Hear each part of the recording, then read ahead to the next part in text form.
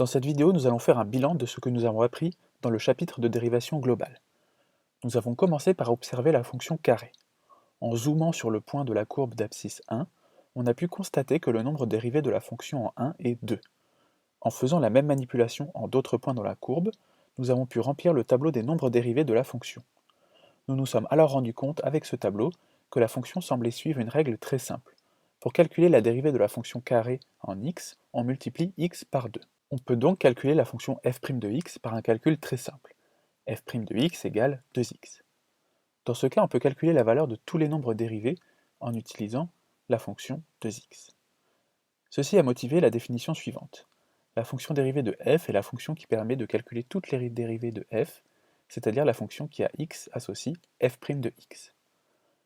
Nous avons ensuite vu comment calculer les fonctions dérivées de certaines fonctions simples. En effet, lorsqu'on zoome sur une fonction constante, on obtient toujours une droite de coefficient directeur 0. La fonction dérivée d'une fonction constante est donc toujours 0. De même, si je zoome sur une fonction affine ax plus b, on obtient toujours une droite de coefficient directeur a. Donc la fonction dérivée d'une fonction de la forme ax plus b est a.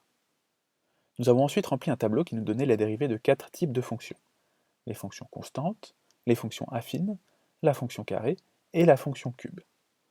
Nous avons ensuite vu deux règles très simples. Lorsqu'on veut dériver la somme d'une fonction u et d'une fonction v, on les dérive l'une puis l'autre, puis on les additionne, ce qu'on résume souvent par la formule u plus v' égale u' plus v'. Ensuite, nous avons vu que lorsqu'on multiplie une fonction u par un nombre réel k, la dérivée de cette nouvelle fonction ku est tout simplement la dérivée de u par k, ce que l'on résume par la formule ku' égale k fois u'. Cela nous a permis de calculer la fonction dérivée de fonctions plus complexes. En combinant ces deux règles, nous avons appris à dériver des polynômes de degré 3.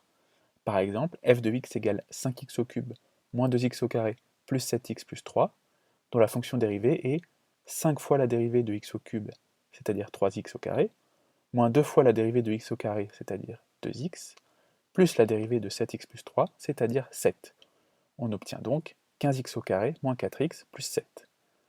Enfin, dans ce chapitre, nous avons vu le lien entre fonction dérivée et variation, en remarquant que si une fonction f est dérivable et que sa dérivée est positive, alors f est croissante, et que si f est une fonction dérivable et que sa dérivée est négative, alors f est décroissante. Ce résultat nous a permis de tracer des tableaux de variation de polynômes du troisième degré, sans regarder la courbe, juste en étudiant le signe de la fonction dérivée.